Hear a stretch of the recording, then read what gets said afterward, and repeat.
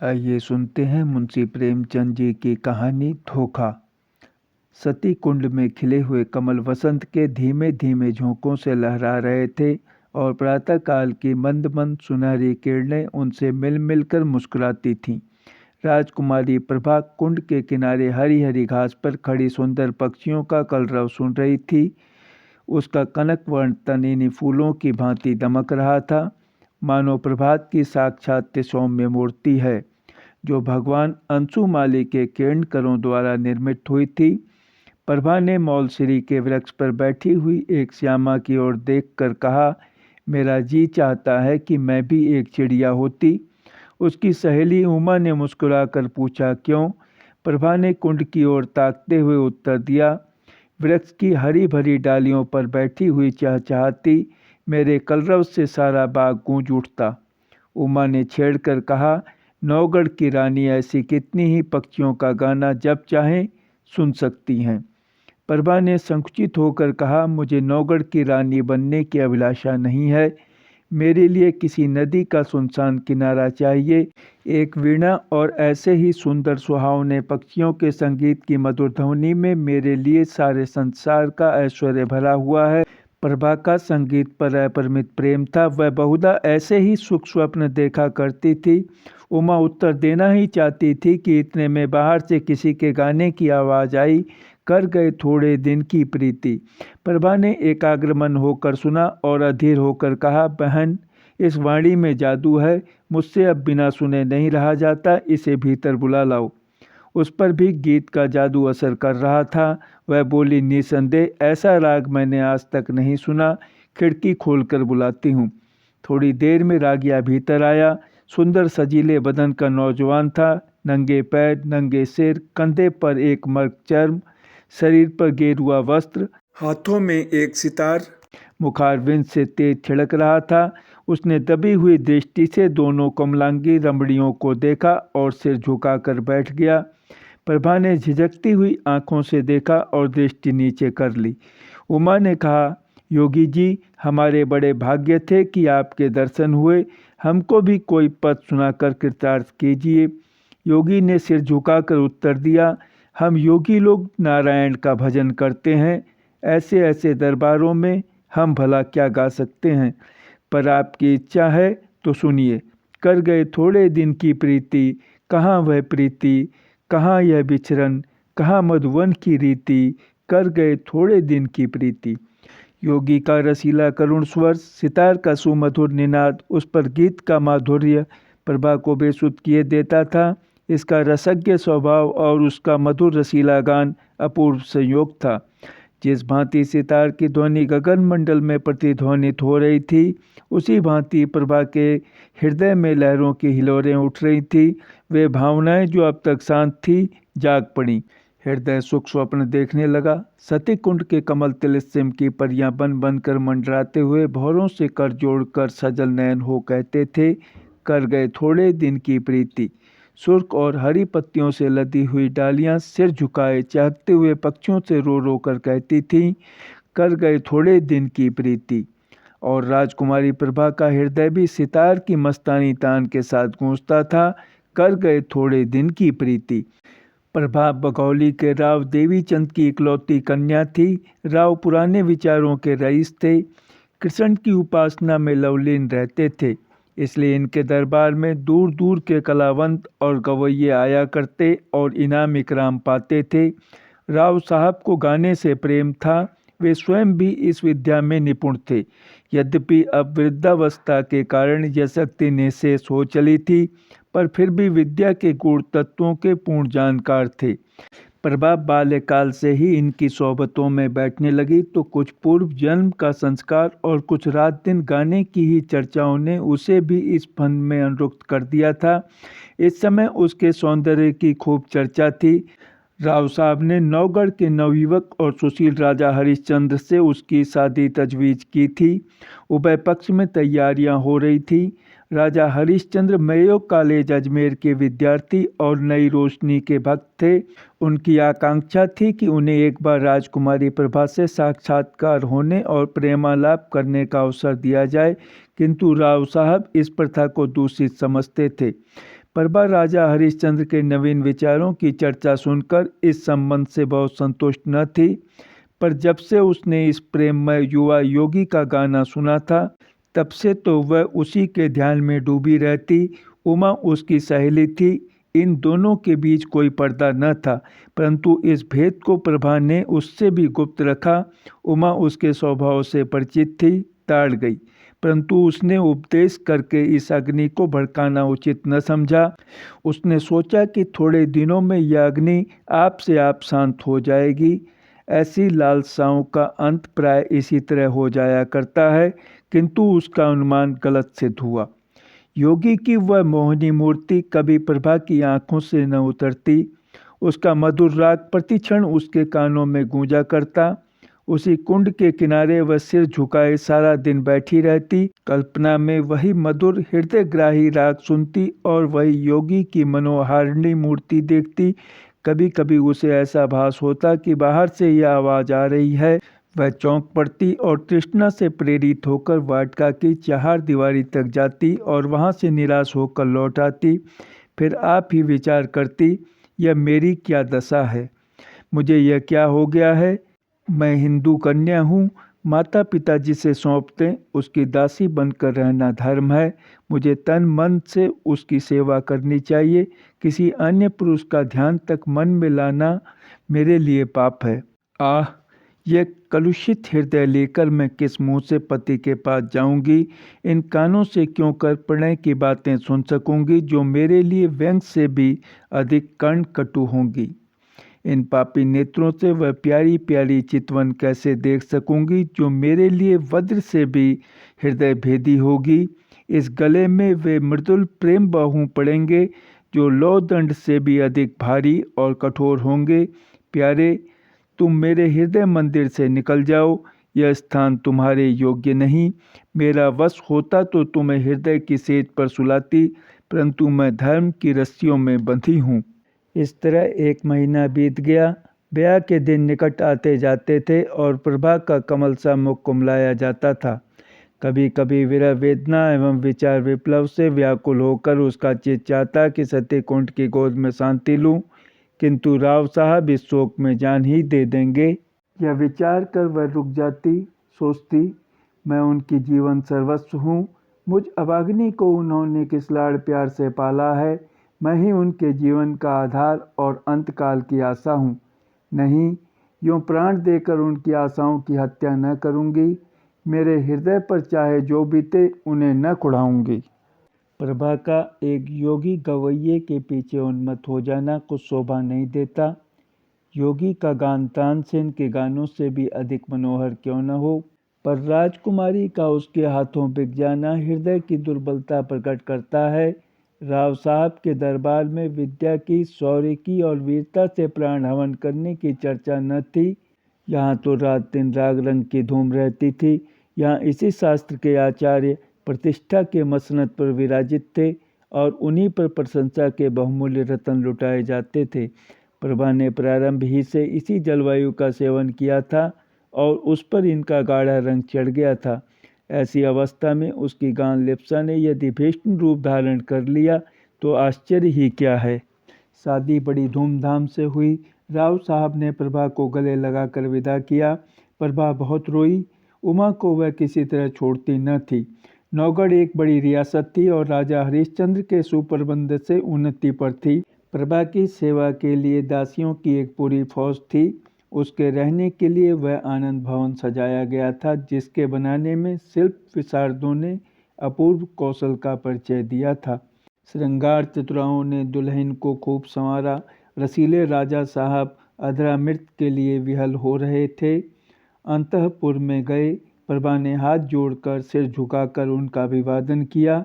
उसकी आंखों से आंसू की नदी बह रही थी। पति ने प्रेम के मद में मत होकर घूंघट हटा दिया। दीपक था पर बुझा हुआ, फूल था पर मुरझाया हुआ।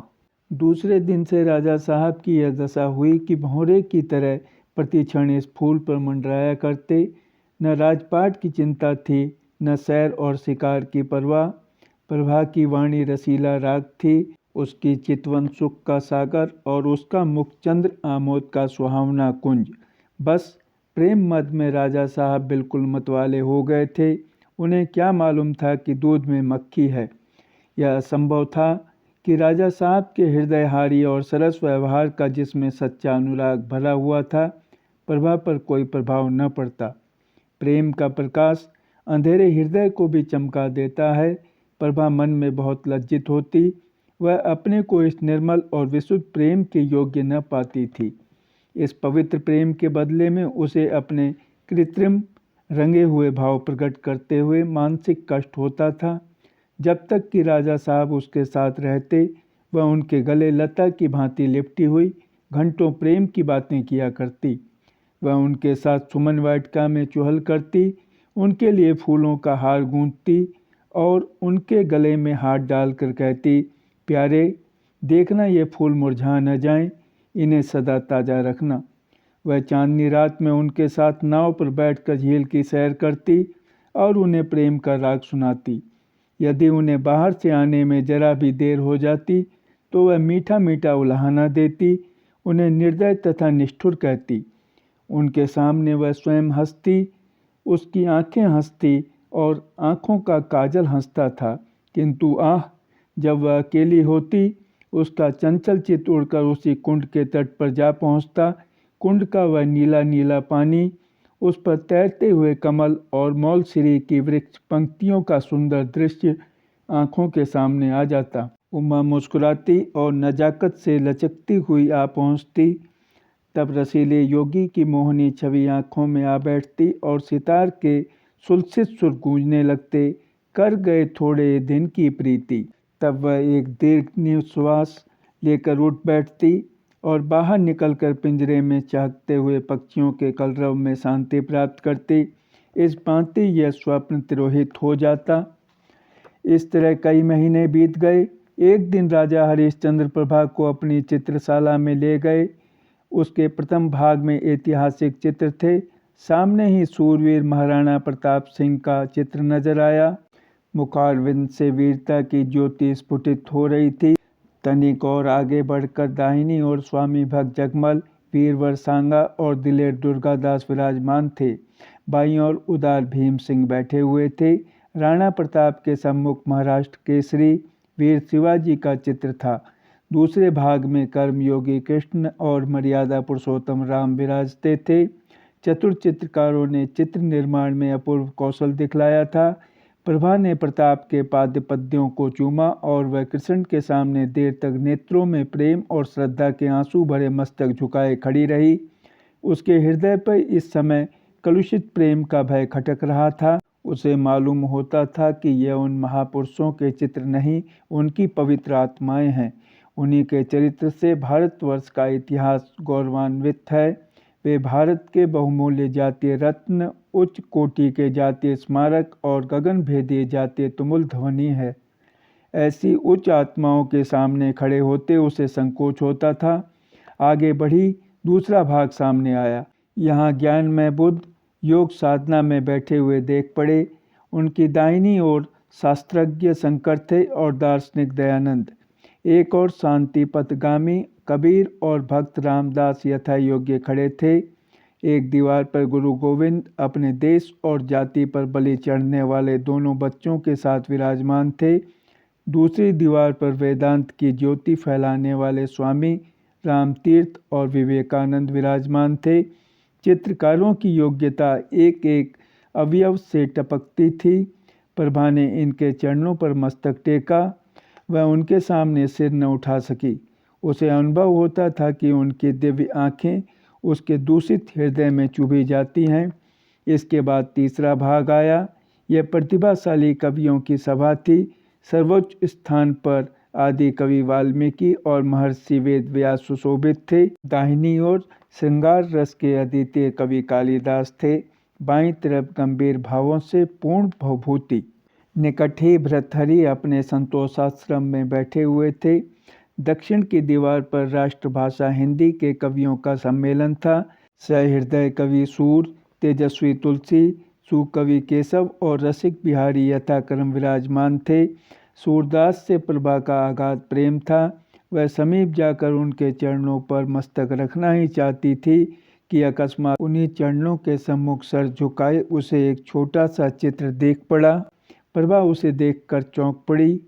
यह वही चित्र था जो उसके हृदय पट पर खिंचा हुआ था। वह खुलकर उसकी तरफ ताक न सकी, दबी आंखों से देखने लगी। राजा हरिश्चंद्र ने मुस्कुराकर पूछा, इस व्यक्ति को तुमने कहीं देखा है? इस प्रश्न से प्रभा का हृदय कांप उठा। जिस तरह मृग शावक व्याध के सामने व्याकुल होकर इधर उधर देखता है, उसी तरह प्रभा अपनी बड़ी बड़ी आंखों से दीवार की ओर ताकने लगी। सोचने लगी, क्या उत्तर दूं? इसको कहीं देखा है? उन्होंने यह प्रश्न मुझसे क्यों किया? कहीं ताड़ तो नहीं गए? हे नारायण, मेरी पत तुम्हारे हाथ है, क्यों कर इनकार करूं? मुंह पीला हो गया। सिर झुकाकर क्षीण स्वर से बोली, हाँ, ध्यान आता है कि कहीं देखा है। हरिश्चंद्र ने कहा, कहाँ देखा है? प्रभा के सिर में चक्कर सा आने लगा। बोली, शायद एक बार यह गाता हुआ मेरी वाटिका के सामने से जा रहा था। उमा ने बुलाकर इसका गाना सुना था। हरिश्चंद्र ने पूछा, कैसा गाना था? प्रभा के होश उड़े हुए थे। सोचती थी, राजा के इन सवालों में जरूर कोई बात है, देखूं लाज रहती है या नहीं। बोली, उसका गाना ऐसा बुरा न था। हरिश्चंद्र ने मुस्कुराकर कहा, क्या गाता था? प्रभा ने सोचा, इस प्रश्न का उत्तर दे दूं तो बाकी क्या रहता है। उसे विश्वास हो गया कि आज कुशल नहीं है। वह छत की ओर निरखती हुई बोली, सूरदास का कोई पद था? हरिश्चंद्र ने कहा, यह तो नहीं, कर गए थोड़े दिन की प्रीति। प्रभा की आंखों के सामने अंधेरा छा गया। सिर घूमने लगा। वह खड़ी न रह सकी, बैठ गई और हताश होकर बोली, हाँ, यही पद था। फिर उसने कलेजा मजबूत करके पूछा, आपको कैसे मालूम हुआ? हरिश्चंद्र बोले, वह योगी मेरे यहाँ अक्सर आया जाया करता है, मुझे भी उसका गाना पसंद है। उसी ने मुझे यह हाल बताया था, किंतु वह तो कहता था कि राजकुमारी ने मेरे गानों को बहुत पसंद किया और पुनः आने के लिए आदेश किया। प्रभा को अब सच्चा क्रोध दिखाने का अवसर मिल गया। वह बिगड़ कर बोली, यह बिल्कुल झूठ है, मैंने उससे कुछ नहीं कहा। हरिश्चंद्र बोले, यह तो मैं पहले ही समझ गया था कि यह उन महाशय की चालाकी है। डींग मारना गवैयों की आदत है, परंतु इसमें तो तुम्हें इनकार नहीं कि उसका गान बुरा न था। प्रभा बोली, ना, अच्छी चीज़ को बुरा कौन कहेगा? हरिश्चंद्र ने पूछा, फिर सुनना चाहो तो उसे बुलवाऊं? सिर के बल दौड़ा आएगा। क्या उनके दर्शन फिर होंगे? इस आशा से प्रभा का मुखमंडल विकसित हो गया। परंतु इन कई महीनों की लगातार कोशिश से जिस बात को भुलाने में वह किंचित सफल हो चुकी थी, उसके फिर नवीन हो जाने का भय हुआ। बोली, इस समय गाना सुनने को मेरा जी नहीं चाहता। राजा ने कहा, यह मैं न मानूंगा कि तुम और गाना नहीं सुनना चाहती, मैं उसे अभी बुलाए लाता हूँ। यह कहकर राजा हरिश्चंद्र तीर की तरह कमरे से बाहर निकल गए। प्रभा उन्हें रोक न सकी। वह बड़ी चिंता में डूबी खड़ी थी। हृदय में खुशी और रंज की लहरें बारी बारी से उठती थीं। मुश्किल से 10 मिनट बीते होंगे कि उसे सितार के मस्ताने सुर के साथ योगी की रसीली तान सुनाई दी। कर गए थोड़े दिन की प्रीति। वही हृदयग्राही राग था, वही हृदय भेदी प्रभाव, वही मनोहरता और वही सब कुछ जो मन को मोह लेता है। एक क्षण में योगी की मोहनी मूर्ति दिखाई दी। वही मस्तानापन, वही मतवाले नेत्र, वही नैनाभिराम देवताओं का सा स्वरूप। मुखमंडल पर मंद मंद मुस्कान थी। प्रभा ने उसकी तरफ सहमी हुई आंखों से देखा। एकाएक उसका हृदय उछल पड़ा। उसकी आंखों के आगे से एक पर्दा हट गया। प्रेम विह्वल हो आंखों में आंसू भरे वह अपने पति के चरणारविंदों पर गिर पड़ी और गदगद कंठ से बोली, प्यारे प्रियतम। राजा हरिश्चंद्र को आज सच्ची विजय प्राप्त हुई। उन्होंने प्रभा को उठाकर छाती से लगा लिया। दोनों आज एक प्राण हो गए। राजा हरिश्चंद्र ने कहा, जानती हो मैंने यह स्वांग क्यों रचा था? गाने का मुझे सदा से व्यसन है और सुना है तुम्हें भी इसका शौक है।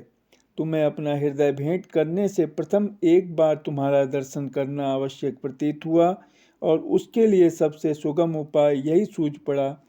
प्रभा ने अनुराग से देखकर कहा, योगी बनकर तुमने जो कुछ पा लिया वह राजा रहकर कदापि न पा सकते। अब तुम मेरे पति हो और प्रियतम भी हो, पर तुमने मुझे बड़ा धोखा दिया और मेरी आत्मा को कलंकित किया। इसका उत्तरदाता कौन होगा? धन्यवाद।